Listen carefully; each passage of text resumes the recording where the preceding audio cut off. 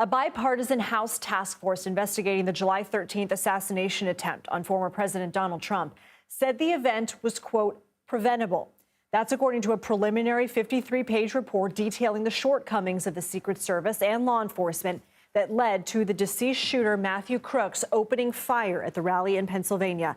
The findings were compiled by 7 Republicans and 6 Democrats who conducted 23 interviews with witnesses.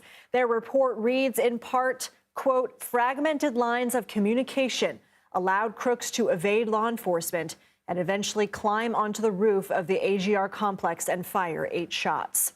CBS News congressional correspondent Scott MacFarlane joins us now from Washington. Scott, good evening. What other new information have we learned from this report?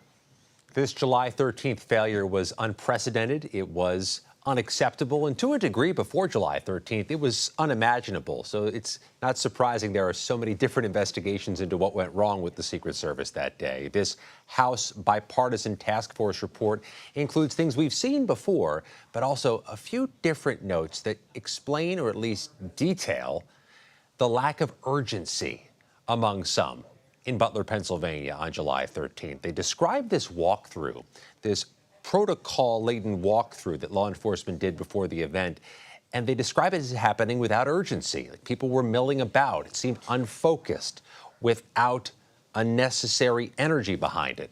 They also detail what happened when the Butler Township police officer, the one who got atop that roof and saw the shooter with his AR rifle, coming down yelling, "Somebody's on the roof, man on the roof with an AR." And as the task force explains in its report, Lindsay, there's no indication that warning got to Donald Trump's security detail inside the Secret Service.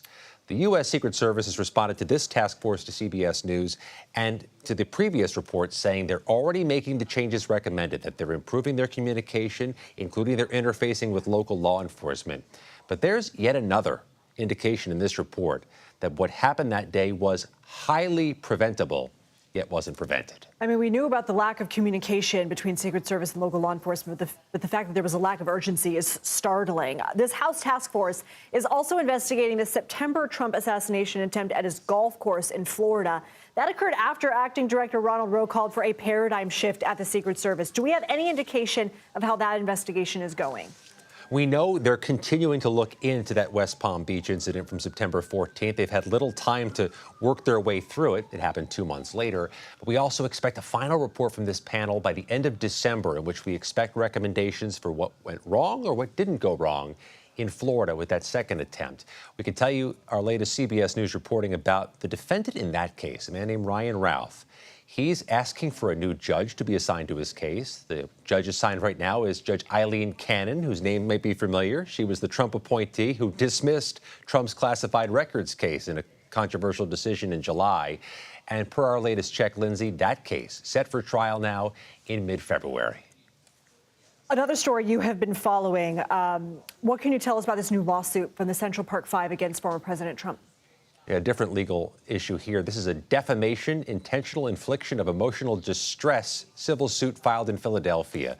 What the group of plaintiffs is alleging here is that Donald Trump defamed them when he talked about the Central Park Five at the September 10th presidential debate in Philadelphia, saying during the debate that they had pleaded guilty and that the case resulted in a death.